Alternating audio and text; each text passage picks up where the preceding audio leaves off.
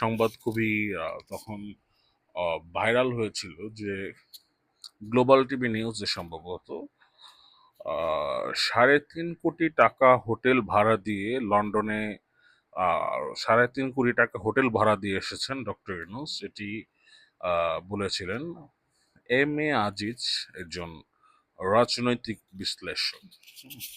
তারপরে চরমোনাই পীর উনি একটি স্টেটমেন্ট দিয়েছিলেন সে সময়, যে যমুনা টিভিতে এসেছিল, যে বিএনপিকে খেয়ে ফেলছে, মানে বিএনপিকে খেয়ে ফেলছে। এটা চরমোনাই পীরের একটি স্টেটমেন্ট ছিল। তারপর যমুনা টিভির আরেকটি প্রতিবেদন বের হয় যে দিনেও নিরাপদ নয় ময়মনসিংহের অলিগলি, বেড়েই চলছে অপরাধ।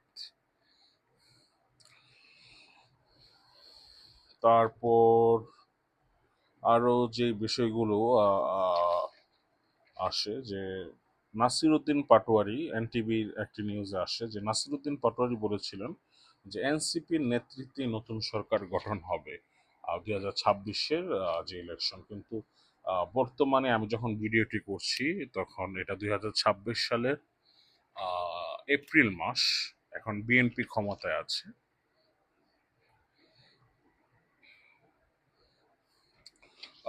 তারপরে এখানে যেমন দেখা গেল যে যে ট্রাইব্যুনাল গঠন করা হয়েছে আওয়ামী লীগের বিচার করার জন্য, সেখানে আন্তর্জাতিক ট্রাইব্যুনাল আইসিটি কোর্ট, সেখানে পলাতক আসামি আছে। যমুনা টিভিতে একটি ইয়াতে আসে যে পলাতক আসামি শেখ হাসিনা ও কামালের পক্ষে সেখানে আইনজীবী নিয়োগ করা হয়, ট্রাইব্যুনালের পক্ষ থেকে আইনজীবী নিয়োগ করা হয়।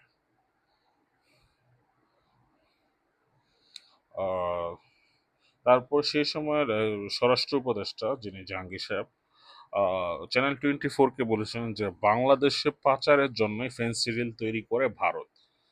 উনি বলেছেন যে ভারত মূলত যে ফেন্সিডিল তৈরি করে তাদের এই বিজনেসটা মূলত বাংলাদেশের জন্যই। হ্যাঁ, তারপরে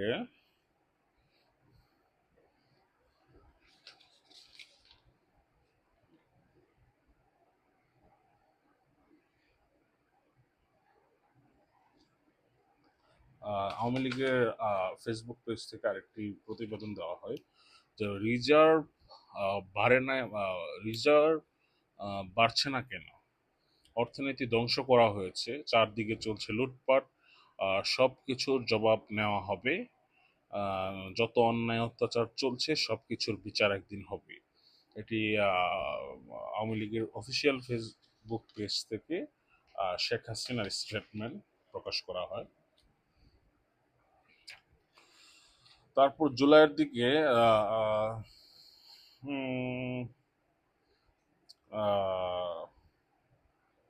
একটি খবর প্রকাশিত হয় যে শান্তি সূচকে সারা বিশ্বে সবচেয়ে পিছিয়েছে বাংলাদেশ।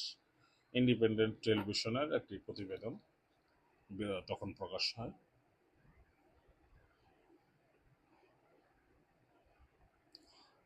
তারপরে বাংলা ভিশনে একটি সংবাদ প্রকাশ হয়। এখানে গোলাম মাওলা রনি উনি বলেছিলেন যে শিরিন শারমিন চৌধুরী, সাবেক স্পিকার আওয়ামী লীগ আমলের, উনি এখন কোথায়, তাকে কেন গ্রেফতার করা হচ্ছে না, এই প্রশ্নটি তিনি তুলেছিলেন সেই সময়।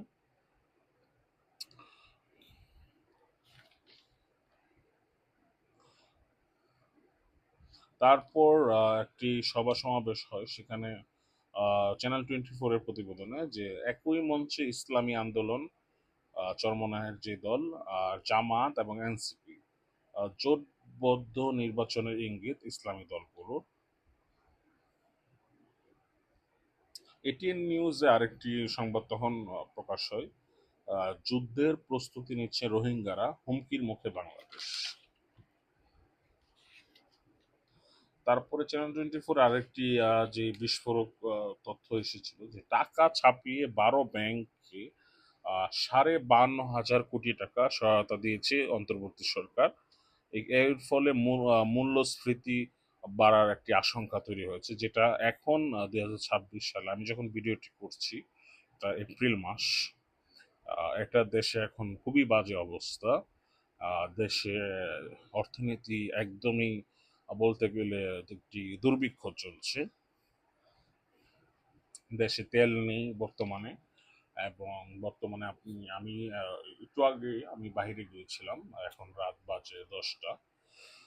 তো আমি দেখলাম যে প্রায় 10 থেকে 15 কিলোমিটার লাইন মানুষের তেলের জন্য, তেল পাচ্ছে না, তেলের জন্য সিরিয়াল ধরেও তেল পাচ্ছে না। দেশের এখন খুবই বাজে অবস্থা চলছে। আর আমি এখন যে খবরগুলো বলছি সেগুলো 2024-25 সালের, 25 সালের যে যে অন্তর্বর্তী সরকার ছিল তাদের আমলের যে খবরগুলো বা যে আহ, বিষয়গুলো উল্লেখিত, যে বিষয়গুলো আছে সেগুলো নিয়ে আমি কথা বলছি।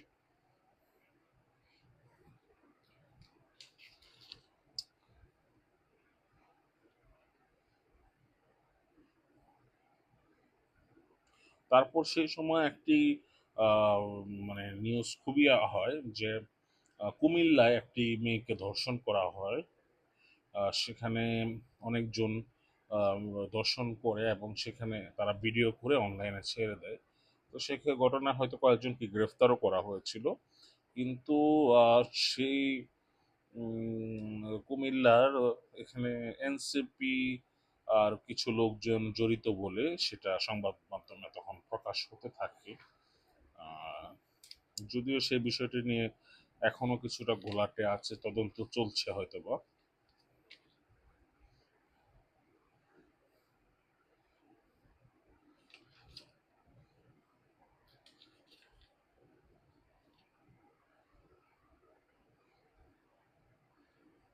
তারপরে আহ, জুলাইয়ের মাসের একটি সামনে যেহেতু 5 আগস্ট ছিল তখন, 2025 সালে 5 আগস্ট, তো সেটা তারা বলেছিল যে গণ অভ্যুত্থান দিবস হিসেবে পালন হবে। এবং তখন যে গণভবন তখন ছিল সেটাকে তারা হয়তো বা সেটাকে কি বলে, আহ, আহ, আহ, জুলাই জাদুঘর হিসেবে প্রতিষ্ঠা করে।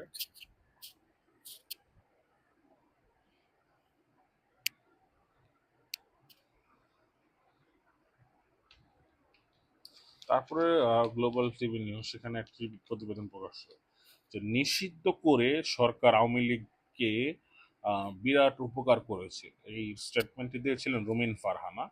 তিনি আসলে বোঝাতে চেয়েছেন যে আওয়ামী লীগকে নিষিদ্ধ করা উচিত হয়নি। এতে করে আওয়ামী লীগ যেহেতু নিষিদ্ধ করা হয়েছে, এতে করে আওয়ামী লীগ আরো শক্তিশালী হয়ে ফিরে আসবে, এরকম একটি তার ভাবভঙ্গি মূলক একটি স্টেটমেন্ট প্রকাশিত হয়। এবং অনেক সাংবাদিক অনেকেই এই বিষয়টি একমত প্রকাশ করে তখন।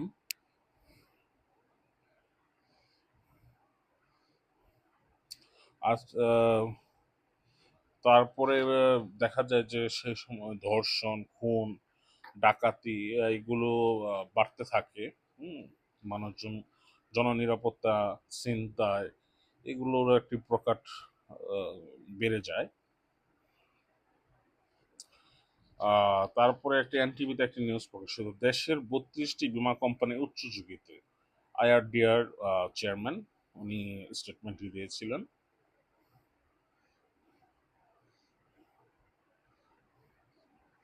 তারপরে ডক্টর নাজমুল হাসান কলিমুল্লাহ উনি একটি সাক্ষাৎকারে বলেছিলেন যে গোয়েন্দা প্রতিবেদন থেকে জানতে পারেছেন উনি যে বঙ্গভবন, যেটাতে রাষ্ট্রপতি থাকেন, সেখানে আক্রমণের একটি পরিকল্পনা করা হচ্ছে।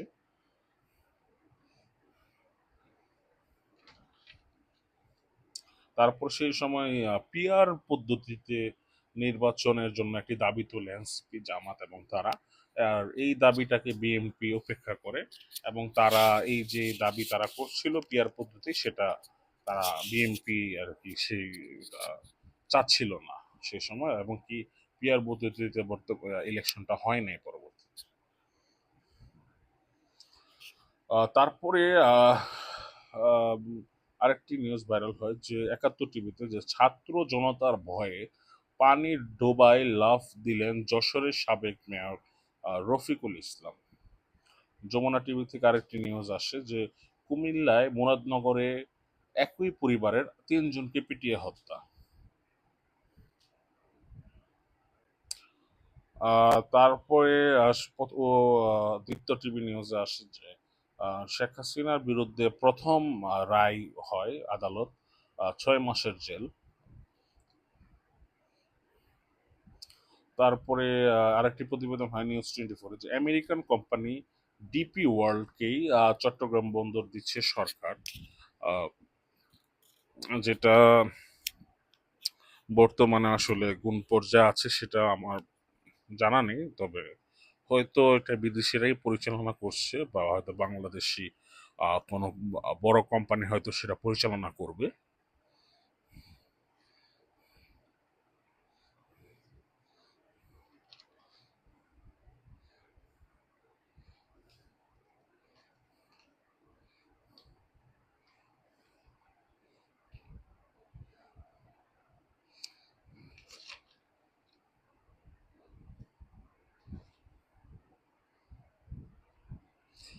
যমুনা টিভিতে আরেকটি নিউজ প্রকাশিত যে মোহাম্মদপুরে ছিনতাইয়ের রাজত্ব, দেখার কেউই নেই।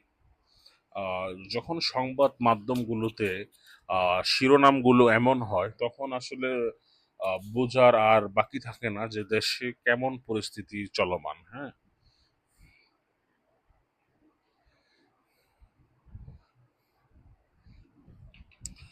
তারপর সে সময় পরিস্থিতিতে এতটাই বিগড়ে যায় যে মোস্তফা ফিরোজ, একজন রাজনৈতিক বিশ্লেষক, তিনি বলেছিলেন যে আওয়ামী লীগের আমলে যেটুকু স্বাধীনতা ছিল এই মুহূর্তে তাও নেই। এটা গ্লোবাল টিভি নিউজ এসেছিল।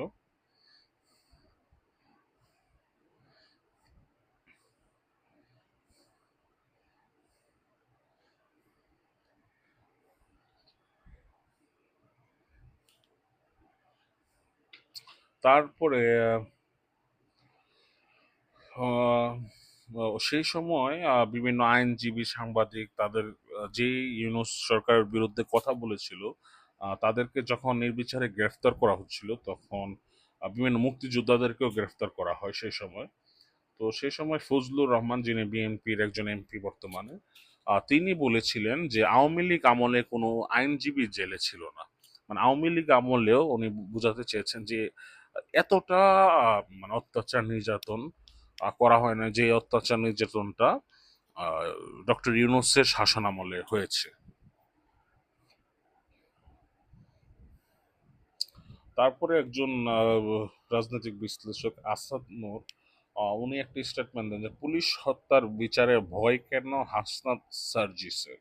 জামাতের মতে ভয়ঙ্কর প্রাণী দক্ষিণ এশিয়াতে নেই। জুলাই আন্দোলন ছিল প্রতারণা আর ষড়যন্ত্রের। আহ, আমি যখন এখন ভিডিওটি করছি, এটা 2026 সালের এপ্রিল মাস। গতকালকে আমি একটি স্টেটমেন্ট দেখলাম আনিস আলমগীরের, যিনি অন্তর্বর্তী সরকার আমলে জেলে গিয়েছিলেন। তিনি একটি স্টেটমেন্ট দিলেন যে এই জুলাই আন্দোলন ছিল একটা ষড়যন্ত্রের এবং সামনে ছাত্ররা ছিল, পিছনে ছিল জঙ্গিরা। হ্যাঁ,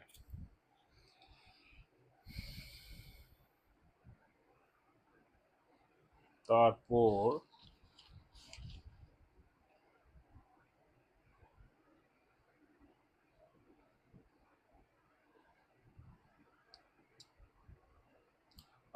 আরেকটি মাহবুব কামাল, যিনি রাজনৈতিক বিশ্লেষক, তিনি একটি সাক্ষাৎকারে বলেন যে এখন থেকে বাংলাদেশে প্রতিশোধ পরায়ণতার রাজনীতি চলবে। মানে এখন থেকে, মানে অন্তর্বর্তী সরকারের সেই সময় জুলাই আগস্টের ওই সময়টাতে পরিস্থিতি এমন চরম পর্যায়ে যায়, তখন বিশ্লেষকরা বলতে থাকে যে সামনের যে রাজনীতিটা হবে সেটা কমপ্লিটলি হবে একটি প্রতিশোধ পরায়ণতার রাজনীতি। এই রাজনীতিতে কোনো ব্যালেন্স থাকবে না। বর্তমান যে সিচুয়েশন 2026 সাল বর্তমানে এবং এপ্রিল মাসে আমি কথাগুলো বলছি, আমি ওই অতীতের কথার সাথে যদি এখন সময়টা মিলাই তবে সেই জিনিসটা কিছুটা হলেও হয়তো দৃশ্যমান হচ্ছে, যেটা আসলে রাজনীতির সৌন্দর্যটাকে হয়তো একটু নষ্ট করে দিচ্ছে। রাজনীতিতে মতপার্থক্য থাকবে, ভেদাভেদ থাকবে, দিন শেষে মানুষের মধ্যে যে যে সৌজন্যতা সেটাও থাকা উচিত।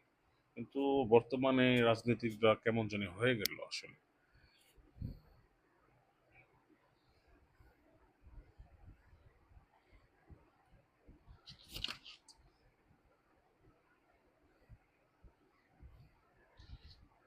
তারপরে ডিবিসি নিউজ থেকে একটি প্রকাশ করা হয় জুলাই আগস্টের দিকে।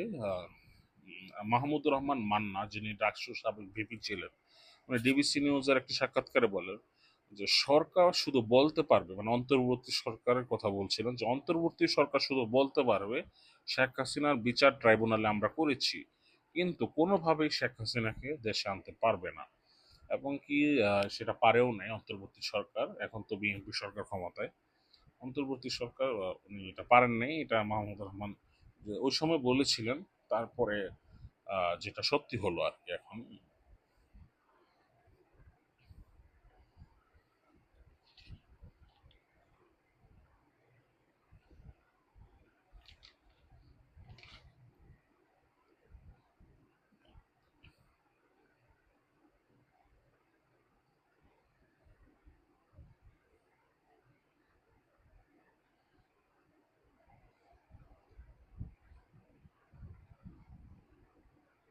তারপরে রয়টার্সের একটি প্রতিবেদন এটা প্রকাশিত হয়।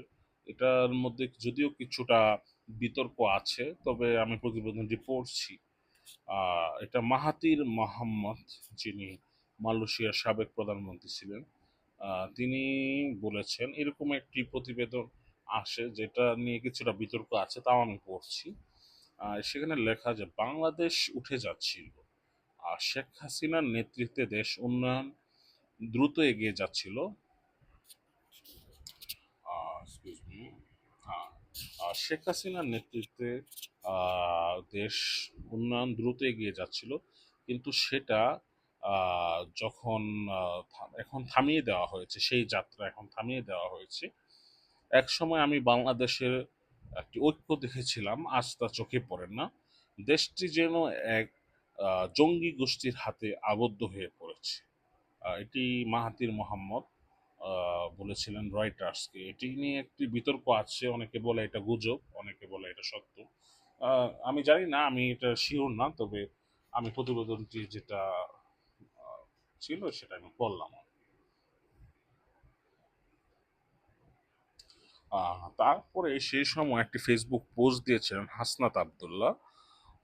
তিনি একটি স্ট্যাটাস দিয়েছিলেন, কালের কণ্ঠ, আর মানে উপরে ছবি দেওয়া, যে জোরপূর্বক বলাৎকার করতে গিয়ে বসুন্ধরা গ্রুপের মালিক গোপনাঙ্গ হারিয়েছেন। আহ, এটা কেন দিয়েছিলেন আমি বলতে পারি না, তবে এটি দিয়েছিলেন সেই সময়টাতে উনি স্ট্যাটাস, এবং সেটাও খুব আলোচনা হয় তখন। আমি জানি না এই স্ট্যাটাসটি এখনো আছে কি না, তবে এটি একটি, আপনারা ফ্যাক্ট চেক করলে হয়তো দেখতে পারবেন যে এরকম একটি স্টেটমেন্ট তখন দেওয়া হয়েছিল।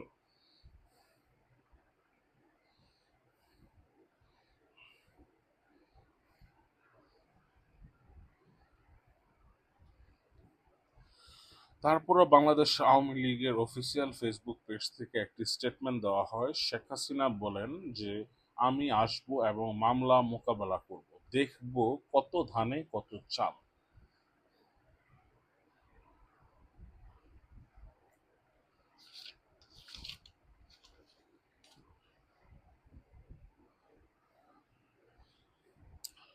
আহ, তারপর এটিএন নিউজের একটি খবর আসে যে এক সন্তানের জননীকে ধর্ষণ করে ভিডিও ধারণ। এটা বরিশালের ভোলাতে।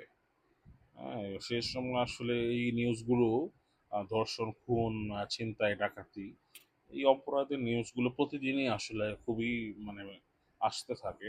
যেমন একটি নিউজ আসে যে আহ, গোলাম মোল্লা রনি, তিনি একটা স্টেটমেন্ট দিয়েছেন, একের পর এক থানা আক্রমণ, গণধর্ষণ, নতুন করে মব সন্ত্রাসে উত্তাল সারা দেশ।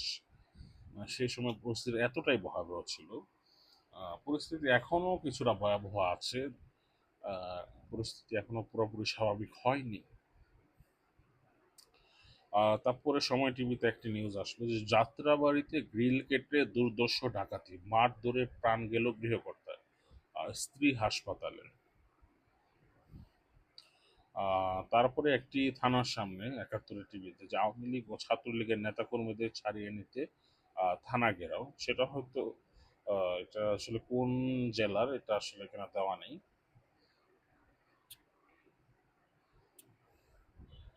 তারপরে দেশ টিভি নিউজ একটি প্রতিবেদন আসে যে সহায়তার টাকা না পেয়ে আহ, জুলাই ফাউন্ডেশন গঠন করা হয়েছিল, সেই অফিস ভাঙচুর করে জুলাই আহত যারা।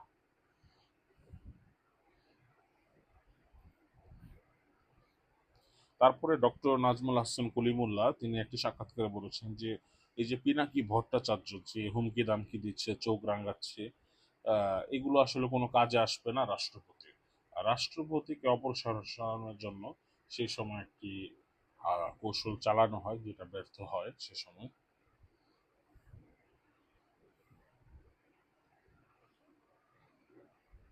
তারপরে গোলাম মোল্লা রনি তিনি একটি সাক্ষাৎকারে বলেছেন যে ডক্টর ইউনূস এতটা ব্যর্থ হবেন সেটা আমরা আগে বুঝতে পারিনি। হুম।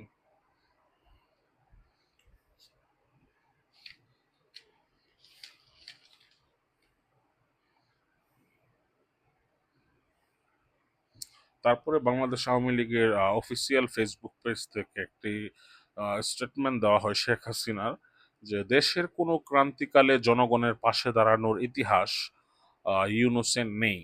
হুম।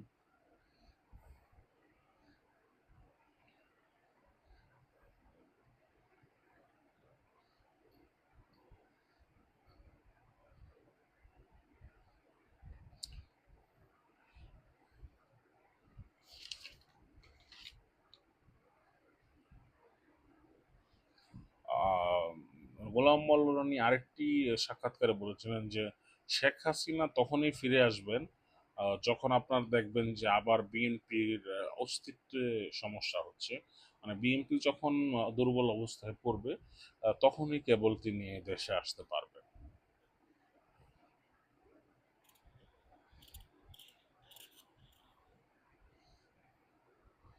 তারপরে বাংলাদেশ ছাত্রলীগের একটি অফিসিয়াল ফেসবুক পেজ থেকে বলা হয়, আহ, সভাপতি সাদ্দাম হোসেন তিনি একটি স্টেটমেন্ট দেন যে 100 জনের যে জটিকা মিছিল এখন হচ্ছে সেটি একদিন লাখো মানুষের মিছিলে বদলে যাবে।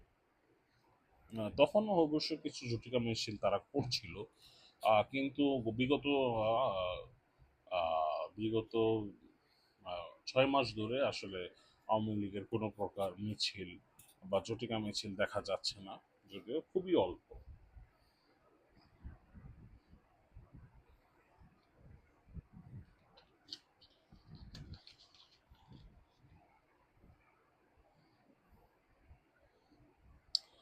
তারপরে চ্যানেল 24 একটি আছে খুলনায় যুবদল নেতাকে গুলি করে হত্যা বাড়ির সামনে। হ্যাঁ, এটি একটি আসে। তারপরে একটি জুলাই মাসেই ঢাকার মিড ফোর্টে আপনাদের হয়তো মনে আছে যে সোহাগ নামে একজন ভাঙারি ব্যবসায়ী, তাকে প্রকাশ্যে বুকের উপর পাথর মেরে মেরে হত্যা করা হয়।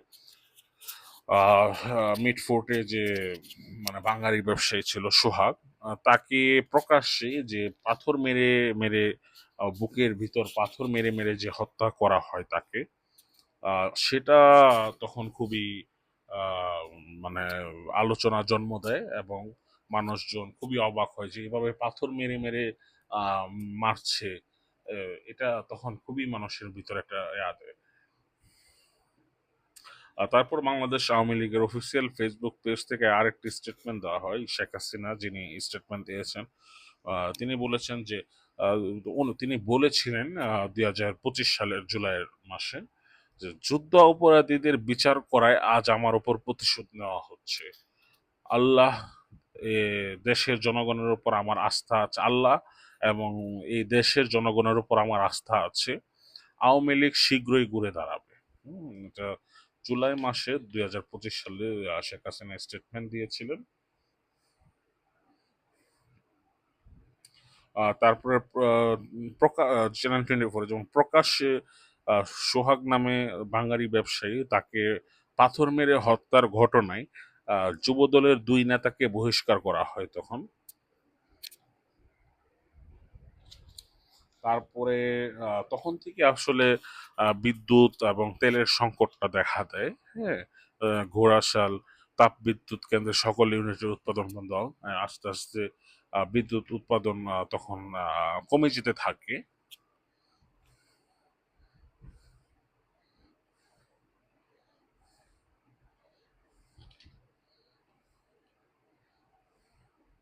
হাজার হাজার প্রবাসীকে ফেরত পাঠালো কুয়েত। আহ, বাজারে 40 টাকায় মেলে শুধু কান্না। তারপরে পাথর মেরে হত্যাকাণ্ডে তোলপাড় দেশ, তোপের মুখে বিএনপি, বিএনপির বিরুদ্ধে নিন্দার ঝড়। সীমান্তে জিরো লাইনে স্থলমাইন পেতেছে আরাকান আর্মি, বাড়ছে উদ্বেগ। তত্ত্বাবধায়ক সরকারের অধীনে শুধু জাতীয় নির্বাচন হবে, স্থানীয় নির্বাচন নয়। সিপিবি। ঢাকার পল্লবীতে চাঁদা না পেয়ে হামলা, একজন গুলিবিদ্ধ। আহ, চাঁদপুরে মসজিদের ভেতর ইমামকে কুপিয়ে জখম, হামলাকারী আটক। হ্যাঁ, চাঁদা না দেওয়ায় যাত্রাবাড়িতে গেলেই শরীয়তপুরের বাস ভাঙচুর। এককালীন 5 কোটি, অন্যথায় মাসে 11 লাখ টাকা চাঁদা দাবি। তারপরে ইনকিলাব মঞ্চ একটি স্টেটমেন্ট দেয় যে খালেদা জিয়ার মৃত্যুর পর বিএনপির পতন হবে। আহ,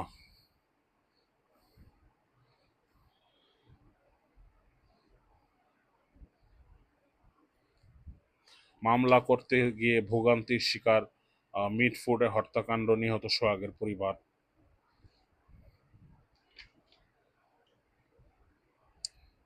পারস্পরিক শুল্ক, যুক্তরাষ্ট্রকে তারা অর্ডার স্থগিত করেছেন।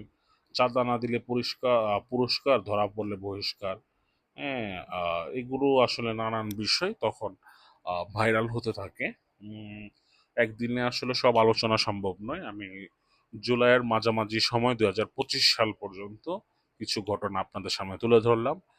বাকিটা ইনশাল্লাহ 5 নম্বর পর্বে ইনশাল্লাহ আপনাদের সাথে কথা হবে। আসসালামু আলাইকুম।